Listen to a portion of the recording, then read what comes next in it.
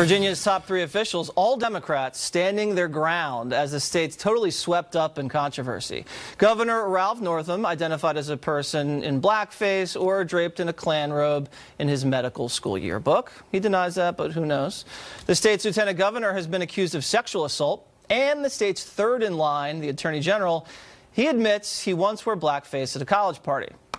So, are people calling these people to step down, or they want them to stay? What's going on? Joining me now, conservative commentator Rob Smith and liberal commentator Wendy Osefo. All right, ladies first. Wendy, we'll start with you. I know what's going on here. It is an identity politics pretzel that you guys have wrapped yourself into, okay? Because you have the governor in blackface. If he resigns, you have the black lieutenant governor accused of sexual assault. And if he steps down, then you have another white Democrat in blackface. So if the lieutenant governor, he steps down and you replace him with the guy that was in blackface, that's going to make the black people angry. And if you let the lieutenant governor stay, accused of sexual assault, that's going to make the women angry. Well, Virginia is in a pretzel. Yes. I don't think it's anything that the Democrats did per se. I always say that when it comes to issues of racism, it's not a GOP problem, it's not a Democratic problem, it is an American problem. Well, it's a Democrat problem in Virginia. No, it's not, so to speak, because we've had other issues in Virginia, Charlottesville, hello, that has not been a Democrat problem. Okay, so I'm just talking about the blackface thing, but I get your point. Racism is as American as apple pie, and that's not something that we can argue. What are you calling them to do? I'm asking that they step down. All of them?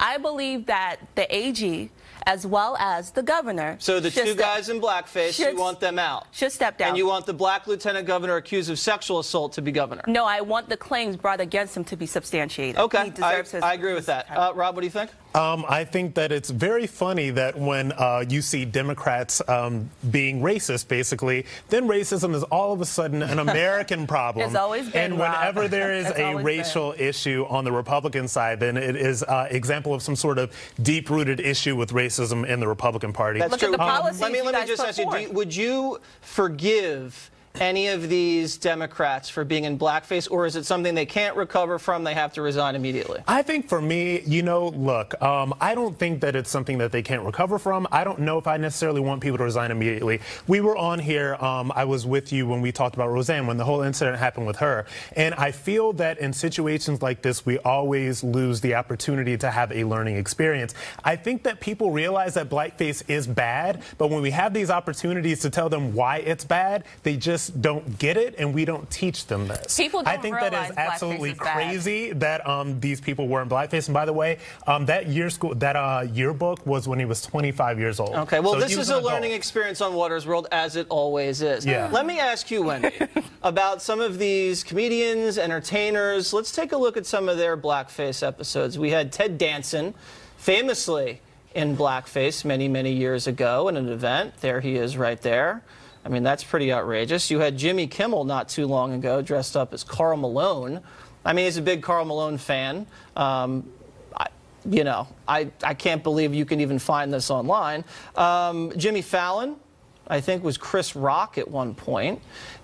Does it make a difference if it's a celebrity in an entertainment capacity to do blackface? Because I don't think it should make a difference. It doesn't make a difference. And to go back to Rob's point, we do not know as a country that blackface is bad, because if we did, people would not do it. People only admit blackface is bad once they get caught. That is an issue. I think 99% of the country thinks it's bad. I do not think so, because honestly, what you always hear from people is they say, I was not trying to make offense to anyone, I was trying to represent a culture. That's ridiculous. That's ridiculous. So, but if Wendy thinks that the governor and the AG should resign for being in blackface, what do you think should happen to the celebrities? I absolutely think that there should be ramifications for their... Ramifications? Absolutely. But we never they can't resign. They're not in a political No more position. late night shows? Yeah, but when we had the liberal celebrities... Wow, okay. So I was watching Jimmy Kimmel do Karl Malone, and for me, the most offensive part of it wasn't him being in blackface. It was like the black voice that he used and that affectation.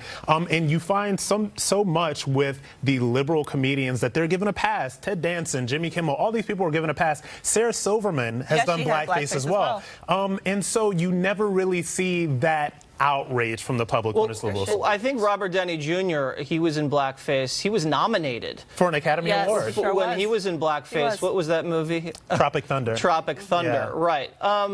Juan Williams was on The Five the other day, and he made a differentiation when celebrities do it, because he said that when these celebrities and entertainers were doing it, they liked the people that they were imitating in blackface. They were fans of Karl Malone.